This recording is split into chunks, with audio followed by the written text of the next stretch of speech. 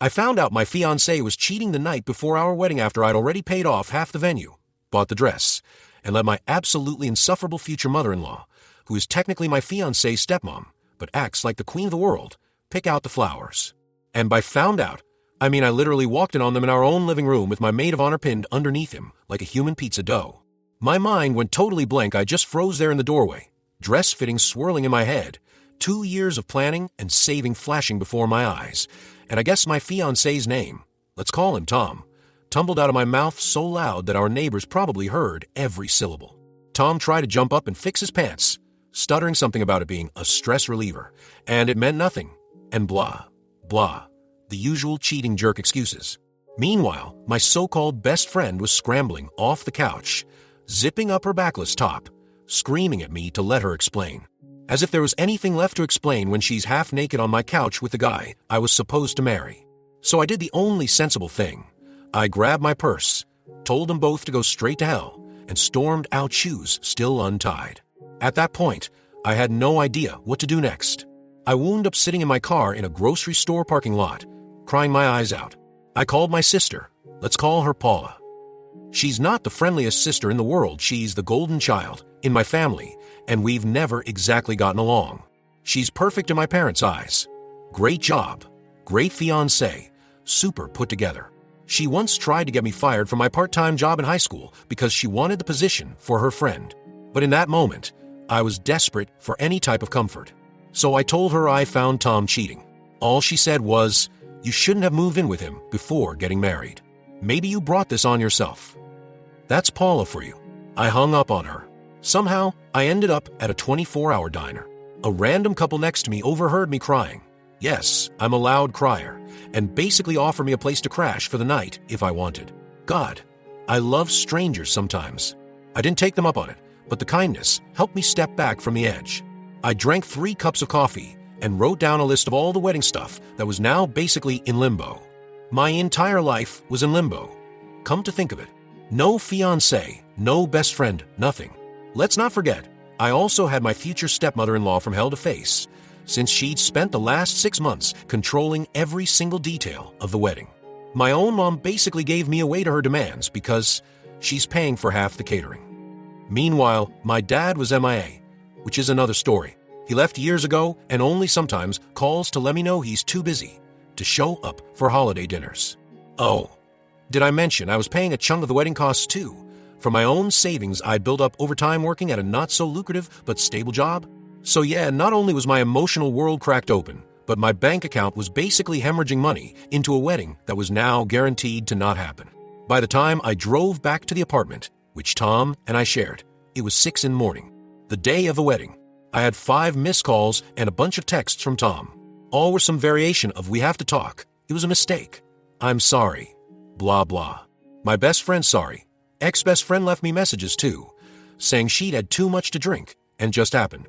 If you're reading this, maybe you're already rolling your eyes at that excuse. Because seriously, one doesn't just slip while half naked onto my fiancé's lap. Or so I assume. I decided to quietly pack up my essentials from the apartment. I was supposed to get ready at my mom's that morning anyway. My dress was already there, so that was a relief.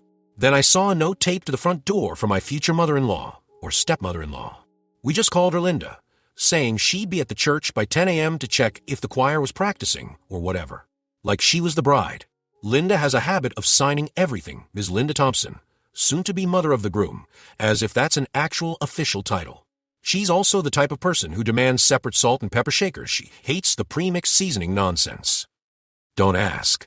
Anyway, at that point, the wedding was obviously off for me, but nobody else seemed to know yet because it was so early in the morning. Despite being furious and heartbroken, I had to consider the fact that everything was booked. Folks were flying in from out of town, and the deposit on the venue was non-refundable. Part of me was like, screw it, I'm calling it off right this second. Another part of me said, if I do that, Linda will quite literally have me drawn and quartered in front of the congregation. Then I remembered the roommate agreement that Tom and I had. We're both on the lease, so he can't just kick me out. But if we break up, obviously one of us has to leave. He's definitely not the type to gracefully let me keep the place, especially since his dad co-signed for him. I texted my mom in a panic, telling her everything. She just replied with, Calm down, sweetie. Let's talk at the house. That's it. So not exactly a comforting motherly reaction. My mom and Linda had basically become besties during the wedding planning process, bonding over mocking my color choices, complaining about the menu, and ignoring my actual input. Did I mention Linda insisted we do this big balloon release at the end of the ceremony? It was going to cost a fortune, and I hated the idea. But nobody listened to me. I was invisible. So I packed a small suitcase with clothes, stuffed my car with random items I couldn't bear to leave, like a photo album and a few gifts from relatives, and drove off. Tom never emerged from the bedroom, which saved me from a confrontation. I slammed the front door loud enough to make a statement, though. On the way to my mom's, I got a call from the caterer confirming the final head count. I basically told them, hold that thought, the wedding might not be happening. The poor lady on the other end sounded shocked. She started stammering about how they already started prepping and that I should speak to Linda. I told her I'd call back. I pulled into my mom's driveway, ran straight inside, and found her and Paula in the kitchen sipping coffee and acting all aloof. Mom had obviously told Paula because Paula wasn't in her usual yoga attire. She was in this weirdly fancy pencil skirt and blouse like she was already going to the church. We then had the weirdest conversation in my life, which basically went like this. Tom cheated on me last night. I found him with ex-best friend. I'm not going through with the wedding. Mom, are you sure you saw what you think you saw? Paula, maybe you misinterpreted it. It's a big day, you're stressed. Are you sure you don't want to at least see him and talk out? He was literally half naked with her on the couch. There's no misinterpretation. I'm absolutely not marrying him. Mom, but Linda will be devastated. You've already put so much money into this event. Everyone's expecting a wedding. Do you really want to embarrass him and his family like that? They were worried about Linda's reaction, not about me being cheated on. That's how twisted my family dynamic is. We argued for about an hour while Paula paced around the living room, ranting about the deposit money and how humiliating it'd be to face everyone. My own heartbreak was basically an afterthought. The only genuine question they seemed to ask was, could you find it in your heart to forgive him? Because apparently that's better than refunding half a wedding. Meanwhile, all I wanted was a supportive hug, or at least a "poor you." But no. Finally, in a moment of absolute anger, I said, if you care so damn much about Linda, you marry Tom. Paula shot me a dirty look. Mom tried to hush me. That's when Linda herself burst into our house. She has a spare key, because apparently that's normal in our family, and demanded to know why I wasn't at the church yet. According to Linda, there was some fiasco with the aisle runner, and she needed me to choose a backup. Note, the aisle runner was something else Linda insisted on, though I hated it because I find them tacky. But anyway, I told Linda the wedding was off, point blank. She stared at me like I just told her the earth was flat. She started flipping out, saying things like, what about the invites? What about the photographer? I spent so much money on the pre-ceremony brunch and a rehearsal dinner. She never asked me why I was calling it off. Never asked if I was okay, just went on about how humiliating this would be for her. Then she had the nerve to say, we can't possibly cancel now. People will think something's wrong with you. She actually said that, like I was the problem. I told her, something is wrong with Tom. He cheated on me last night. Linda froze for a second, then tried to tell me that I must have seduced him poorly or not been supportive enough. She used the phrase, men have needs, and that's when I lost it. I started shouting that Tom was a lying, cheating scumbag. Mom tried to calm me, but I was too far gone. I said I was 100% done. We should just call the wedding off and accept the financial loss because I'm not going to stand up there and pretend everything's fine. Linda freaked out, stormed off, and said, I'm getting Tom, like that was some sort of threat. Sure enough, about an hour later, Tom arrived at my mom's house, pounding on the door, demanding to see me. My mother insisted I let him in because she wanted to hear both sides. I think she was hoping maybe Tom had a fantastic excuse that I'd believe, and we'd skip happily ever after to the altar. So Tom came in, and we all gathered in the living room for what might be the most awkward confrontation of my life. Linda, by the way, took a seat right next to Tom, practically patting his hand as though he was the injured party. Tom tried to spin it as a drunken mistake. He said he barely remembers how it started, and that he loves me, only me, and he wants to fix this. He asked for my forgiveness and said something like, everyone makes mistakes. It's what you do after that matters. He also tried to put blame on my ex-best friend, claiming she came on to him. I asked him if she forced him to take his pants off. He just stared at the floor. Linda jumped in, saying, "Sweetie, sometimes men get carried away. Now he knows how much you mean to him." I couldn't believe my ears. Paula just rolled her eyes and kept checking her phone. My mom, weirdly enough, started to cry softly, begging me not to tear our family apart, which was insane because we're talking about my wedding, my fiancé's cheating, not some group therapy session. That's when I told them about the wedding ring. I designed a custom ring for Tom, a token of how much I loved him. I used a few small stones from my grandmother's ring to make it sentimental. It cost me a chunk of money, but I did it because I believed in our future together. I told him he never get it. Then Linda started wailing about how that ring was a family symbol of unity, which made zero sense because it was my family's heirloom, not hers. She demanded I hand it over, claiming the ring belongs to the groom's family once it's finished. She actually tried to take the box from my purse. I slapped her hand away, and that's when all hell broke loose. We started yelling at each other so loudly that Paula threatened to call the cops. Tom tried to step between us and got elbowed in the ribs by Linda, accidentally, I think. He stumbled back, cursing, and that's when I realized, this is insane. I'm not letting Linda or my fiancé's cheating overshadow my life. So I declared that the wedding was permanently canceled. They could all do whatever they want with the flowers, the food, the church, the deposit. I was leaving. I was done. Linda started shrieking about how I'll have to pay her back for the catering and emotional distress. Emotional distress for her. Meanwhile, Tom threatened to fight me legally for his share of the wedding costs, claiming I was reneging on my promise to marry him. The nerve. I grabbed my purse, walked out the door, got in my car, and drove off. I had nowhere to go, though. My name was still on the apartment lease. My wedding day had basically turned into a tornado of betrayal, and I was alone. I booked a motel room with what was left on my credit card. In a haze of heartbreak, I started calling my extended family to let them know the wedding was off. Most of them were sympathetic, but there was also that weird undercurrent of, "Can't you just talk it out with him?" which enraged me. Meanwhile, Linda was apparently texting all sorts of nonsense to the entire family group chat, painting me as some bridezilla who canceled the wedding over a misunderstanding. She used phrases like emotional meltdown and clearly unwell. I turned off my phone for a while and just lay on the motel bed, staring at the ceiling, trying not to scream. Hours passed. The day that was supposed to be my wedding day turned into me drowning in cheap whiskey from a motel bar, flipping through cable channels in my dress sandals.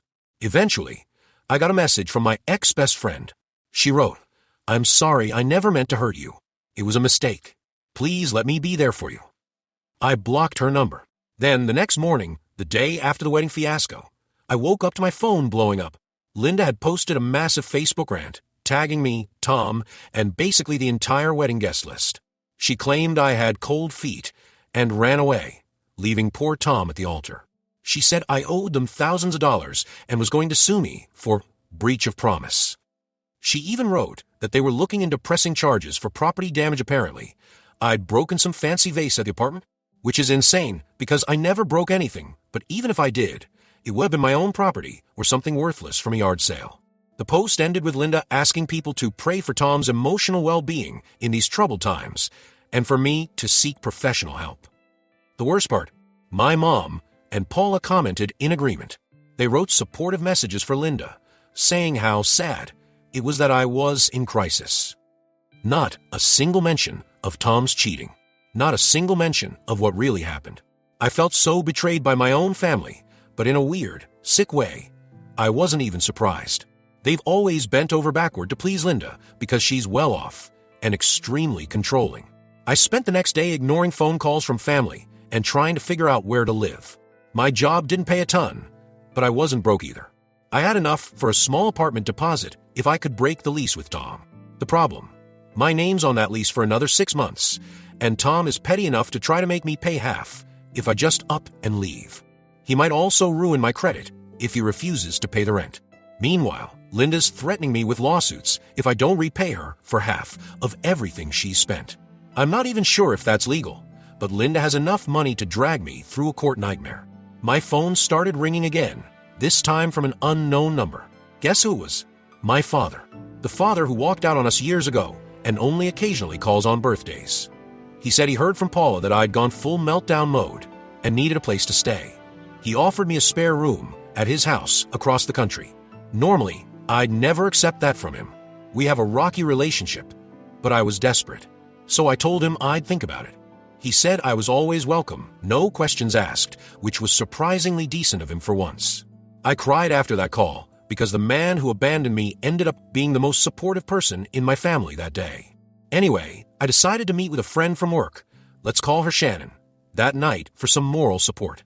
Shannon's basically the only coworker who knows about my personal drama. We used to carpool, so we got pretty close. Shannon's advice was straightforward. Lawyer up.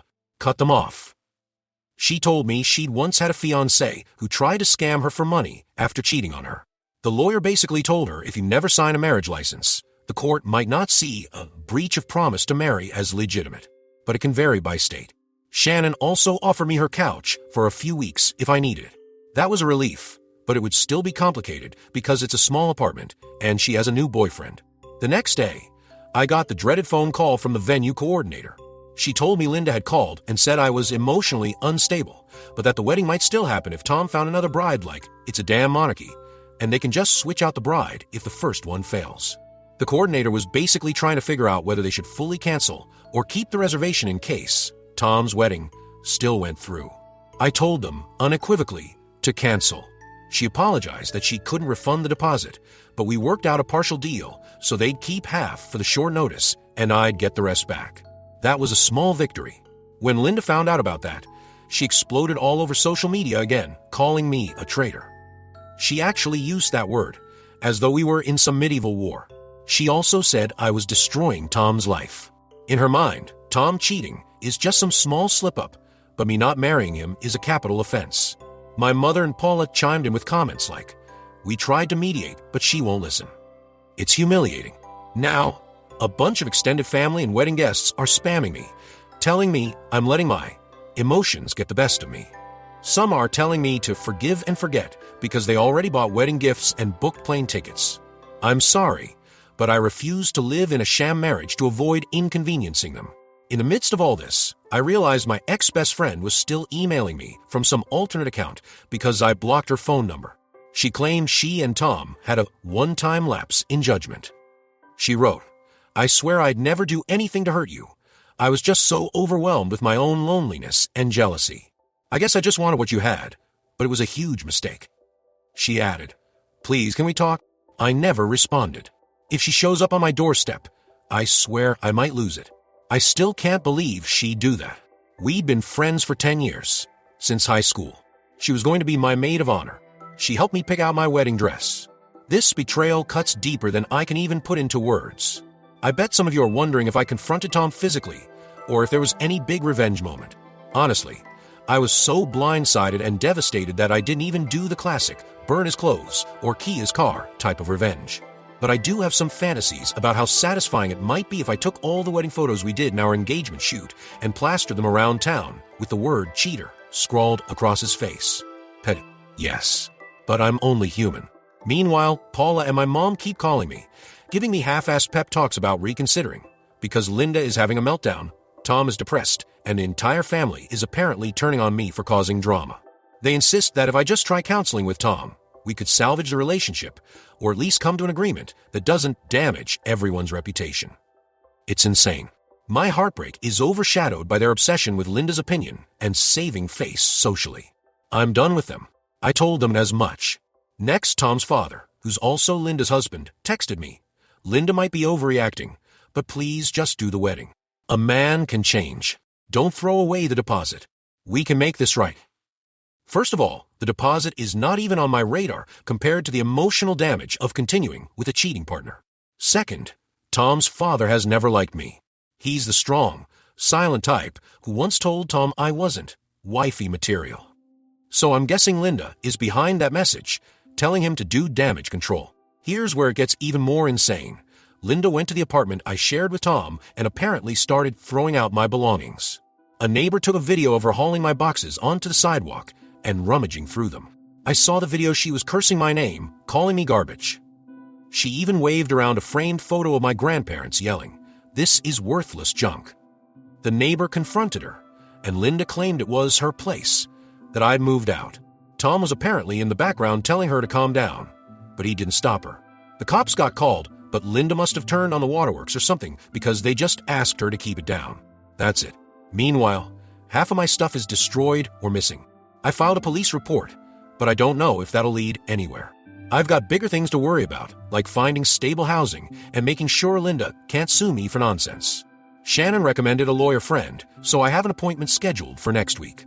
I'm hoping they'll help me figure out how to break the lease with minimal financial damage and how to handle Linda's threats.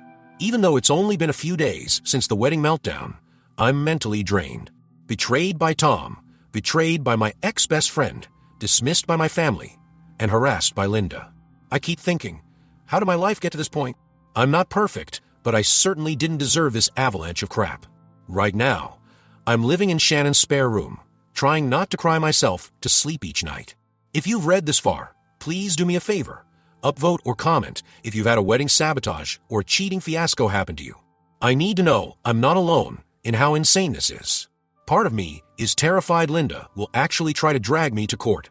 Another part of me wonders if Tom is going to show up, face full of tears, begging me for forgiveness again.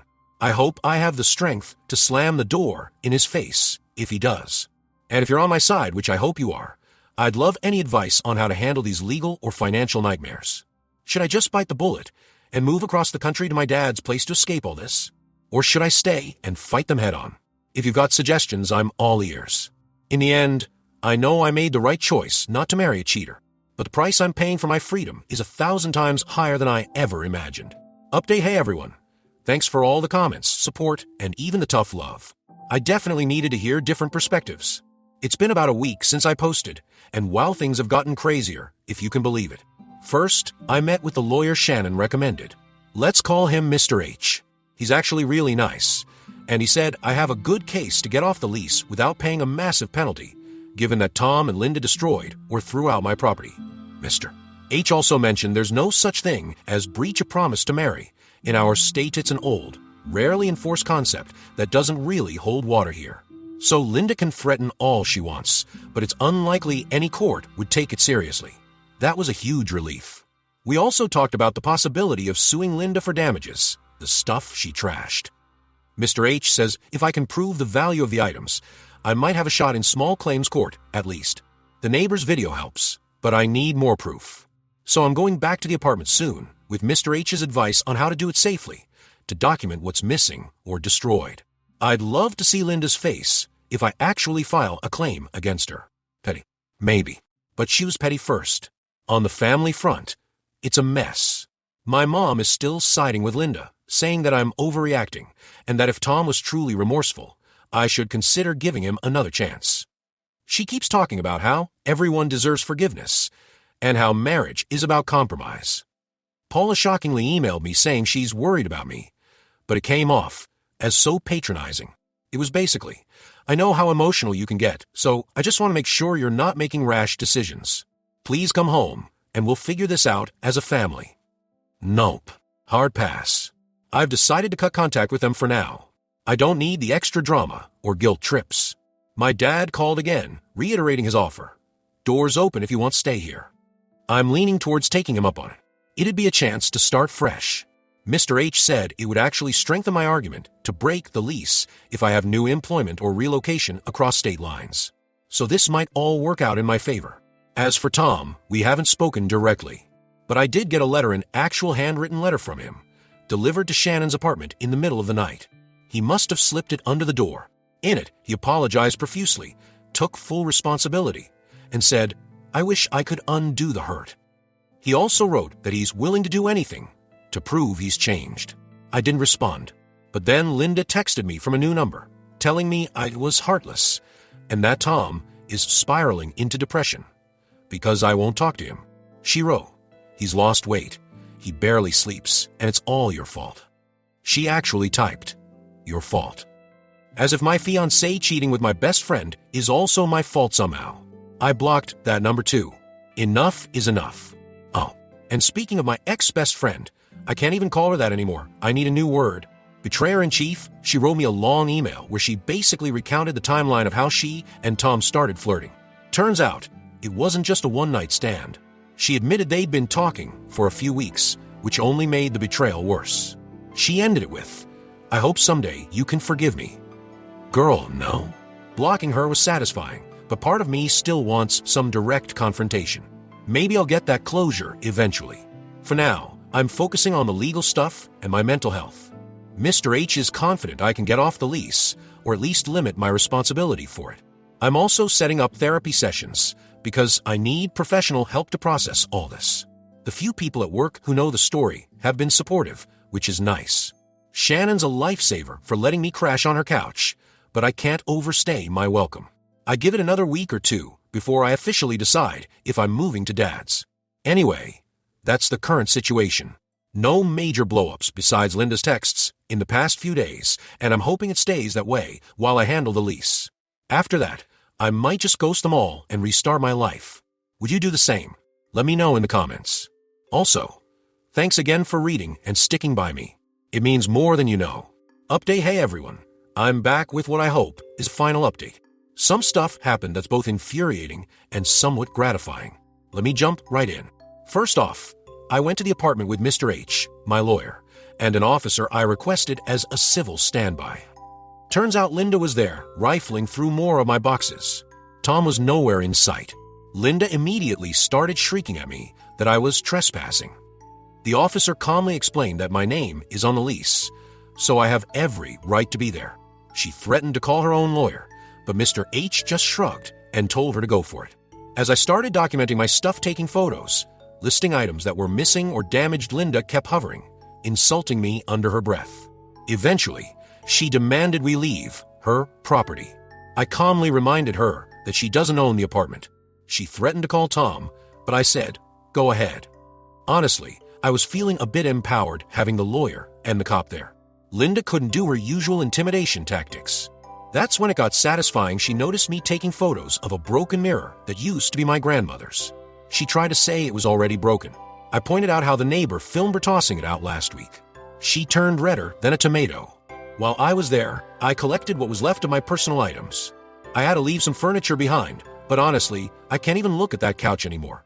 It just reminds me of the day I found Tom and my ex-friend in action. I also found a pile of ripped photos, presumably Linda's doing. She'd torn up pictures of me with my own family, even some random holiday snapshots. She's a real piece of work. The officer just shook his head in disbelief at her meltdown. As we were leaving, Linda hollered that she was going to sue me for the cost of the wedding. Mr. H basically said, "Good luck with that," and reminded her that her son's actions voided any agreement, if there even was one. Then she snapped back, "Your client's no saint either." As if me calling off a wedding after being cheated on is somehow evil. I let it roll off my back. The next day, I signed a settlement document that Mr. H hammered out with the landlord. It states I'm released from the lease if I pay a small fee, under $300 for cleaning or something. I happily agreed. The best part is, it's done in writing. Linda can't come after me for rent. Tom can't either. I'm free and clear. I spent a few nights deciding whether to move in with my dad or stay local. In the end, I chose to move. It's across the country, but I need that distance. I need to sever ties with all this negativity. I already got a potential job offer near my dad's place, and I'm heading out next week. Shannon helped me pack. She's the best. I left behind the wedding stress, the cheating ex, the psycho stepmother-in-law. It feels like a huge weight off my shoulders. You might be wondering about my family. My mom and Paula are furious. They say I'm abandoning them and running away from my responsibilities. It's insane, right? As if I owe them something. They keep leaving voicemails about how I'm making the biggest mistake of my life by refusing to give Tom another chance. I'm done. They can enjoy Linda's drama if they love her so much. I'm not dancing to that tune anymore. As for Tom, he tried to call me a few days ago, probably to beg for closure or make more empty promises. I rejected the call. I did text him once, just to say, "I've moved out. Don't contact me again. Good luck with your life." He replied with a long sob story about how he's lost without me. I didn't bother reading the rest. Blocked. And that's that. I'm finishing up packing as I write this. It still stings to think about what happened, but I'm also proud of myself for walking away from a toxic situation before it was too late. If there's a silver lining, it's that I got to see people's true colors. My ex-best friend's betrayal, my family's lack of support, Linda's monstrous behavior, it all made me realize I deserve better people in my life. For anyone reading who's in a similar boat, you do not have to marry someone who betrays you just because it's inconvenient to call off the wedding. You do not have to keep toxic family members in your life just because you share DNA. And you absolutely do not have to apologize for choosing your own happiness over someone else's comfort. Thank you all for the encouragement and advice through this crazy ordeal. I'll be offline for a bit while I get settled in my new place. Wish me luck, and if you ever face your own Linda or Tom, I hope you find the courage to kick them to the curb. Life is too short to waste on people who don't value you.